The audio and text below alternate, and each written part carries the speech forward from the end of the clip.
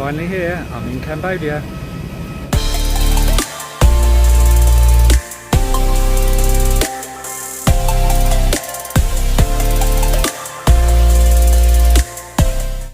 Okay, welcome to the second of my videos, this time from Cambodia. I'm actually now on Koh Rong Island, or Koh Rong Island as the Cambodians call it, but I have come here from Siem Reap, which is further north where all the temples are in Angkor.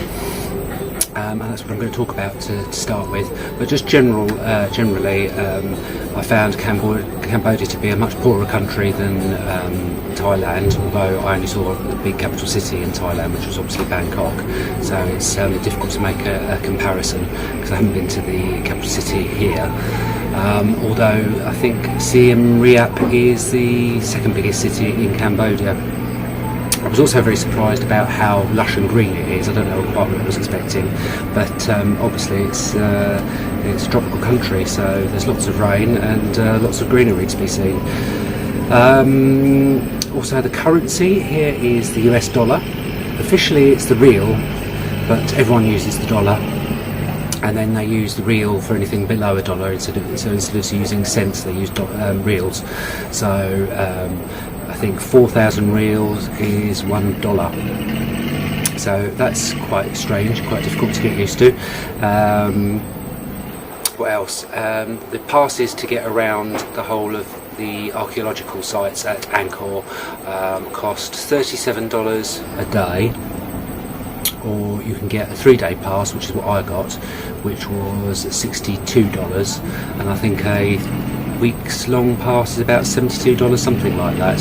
So I would advise getting at least a 3-day pass if you ever come and do this yourself, because you can't possibly do it in one day, and in 2 days is pushing it. And really I didn't get around to see everything in the 3 days that I had, but I don't think I would have wanted to do more than 3 days, to be honest, because there's a lot of walking, and after a while one temple looks much like another. Having said that, it was fantastic and I wouldn't have missed it for the world. I think the way I'm going to do this is do a slideshow of the pictures and the videos that I got and the time I was at the temples, and give you a little commentary as we go along. It's also worth mentioning that you're not going to see enough of what you need to see in Angkor without the use of tuk-tuk driver. I was dubious about getting one myself, and I had some half-baked notion of getting a push bike or something and doing it that way. Actually, I'm very, very glad I got a tuk-tuk driver. Mine was called Sakun, and I had him for the entire 3 days, and I think the first day cost me $20. The last day probably about the same, and the day in the middle that we went up into towards the mountains cost about $35, which sounds like a lot, but actually he's with you the whole time. I say the whole time, he doesn't follow you around the temples, he's with you every step of the way. So he drops you off at one temple and he waits until you've been all the way around, and then you get back into tuk-tuk and he takes you to the next one. And I can't imagine doing it another way, really. It would have been an absolute nightmare, and I wouldn't have been able to see as much as I did. So thumbs up to tuk-tuk drivers, and thank you to Sakun, who made it all possible, really.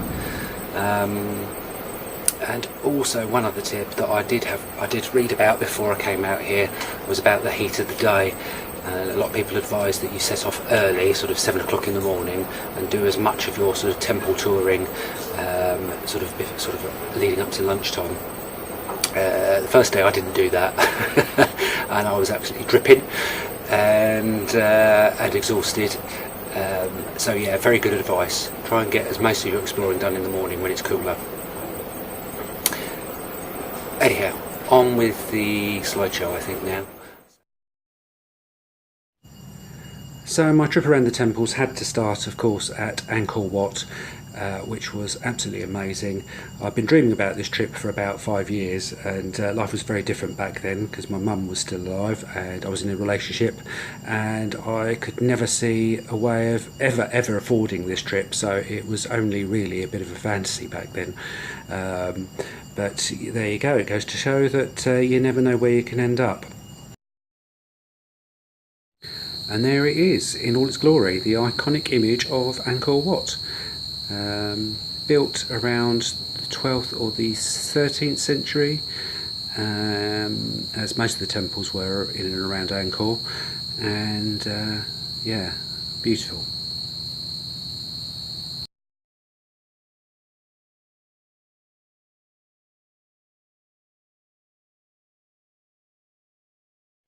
Oh, and of course an obligatory selfie just to prove that I was really there, as if there were any doubt, but there you go.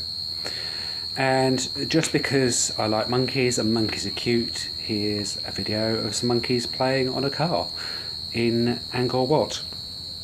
Why not?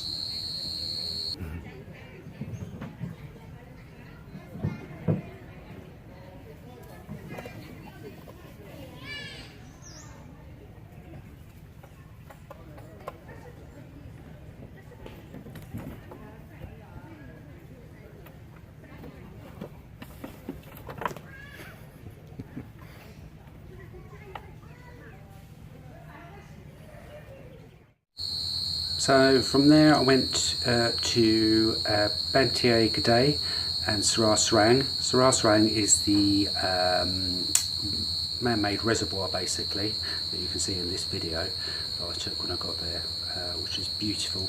There's lots of these reservoirs all over Angkor, and they've got various names.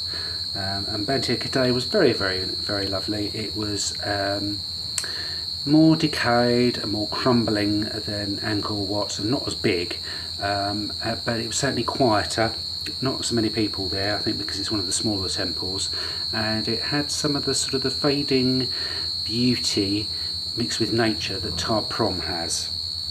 Now Tar Prom, more of the same really, but much more crowded, much more popular, mainly because it's the set of the film Tomb Raider with Angelina Jolie in it. And you'll be able to see why shortly if you've ever seen the film.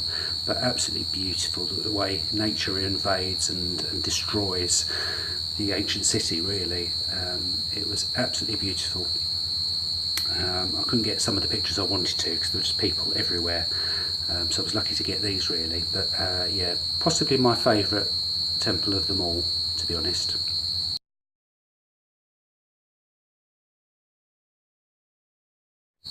Next stop was Angkor Thom, which is more of a city within a city really. Within its walls were several temples. This one is the Bayon, which was quite nice to look around, and it had those enormous towers at the top with the faces on, which were fascinating, and lots of intricate carvings everywhere with quite good detail. After that was the Baphuon, which is this one here, and that just had a fantastic view from the top. Quite a long climb to the top, and I nearly killed myself doing it, but worth the view. Definitely worth the view. And then coming down the back of the temple, I noticed this, and I thought that looks like a face on its side. And sure enough, there was a board there with some explanation of what had been going on, and they've been restoring the back wall of the temple, which actually encompassed a picture of a reclining Buddha. So there you go. And here are some other pictures from within the walls of Angkor Thom.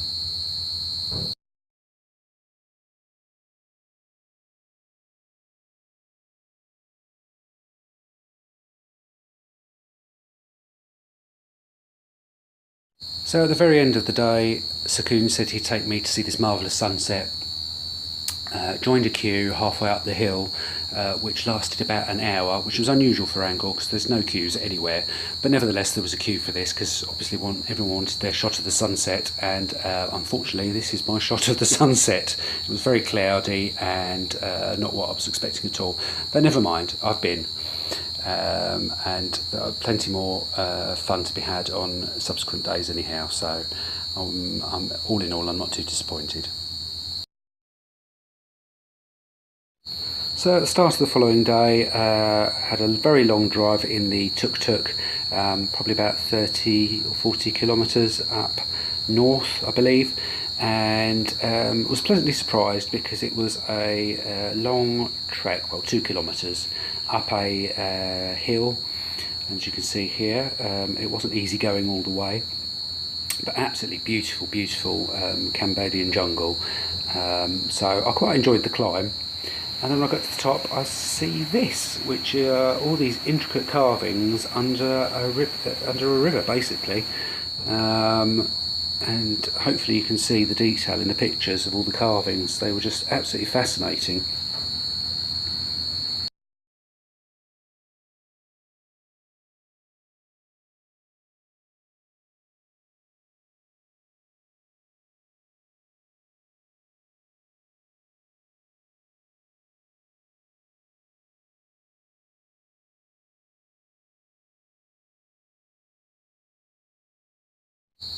And just when I thought that was it, I thought I'd make my way down the hill, followed a slightly different route and stumbled across this.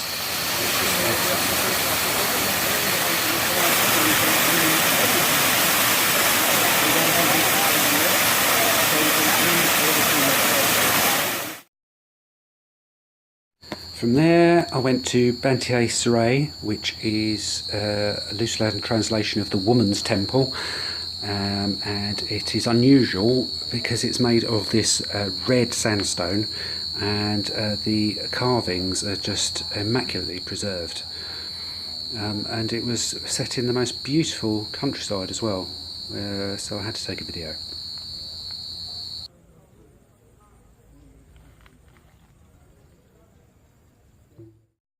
So on the way back we stopped at the Landmine Museum on the outskirts of Siem Reap, and it was quite sobering, but it was important to see, I think, because it's part of the very recent history of Cambodia. Under the hands of the Khmer Rouge and the dictator Pol Pot, 3 million Cambodians, that's about a third of the population, lost their lives. And even after the war ended, another 60,000 Cambodians have either been maimed or killed because of landmines. So Aki Ra is the guy who runs the museum. He made it his mission to clear as many landmines and unexploded ordnance as he possibly could, and he's done a fantastic job, but the work's ongoing. But most of the country is, or at least most of the habitable areas of the country, are now safe thanks to him, and I will include a link to the museum's website in the description.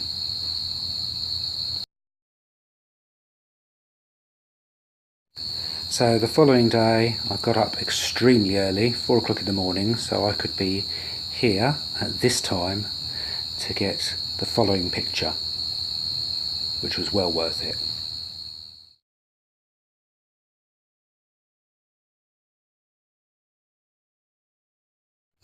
So for the rest of that day I saw another 5 temples. This video, however, is getting very long, and actually only one of them was sufficiently different to be worth a mention, and that was, I want to say Neak Peen, but it's apparently pronounced Nyuk Pen, and it was beautiful. It was a island in the middle of a reservoir, and on the island there was a pond, and in the middle of the pond was the temple, but really it was just a monument. It wasn't really, it barely qualified as a temple, but it was all just so beautiful. So that's about it for this video. I was trying to get lots more in, but I've realised that this video is getting longer and longer, so next time I'm going to cover my final day in Siem Reap, which I went to see the floating village and the flooded forest, and briefly Tonle Sap Lake. And then in the second part of that video I'll cover what I've been doing here in Koh Rong Island, which isn't an awful lot really, because this has been my chill time. So I'll see you next time. Okay, bye.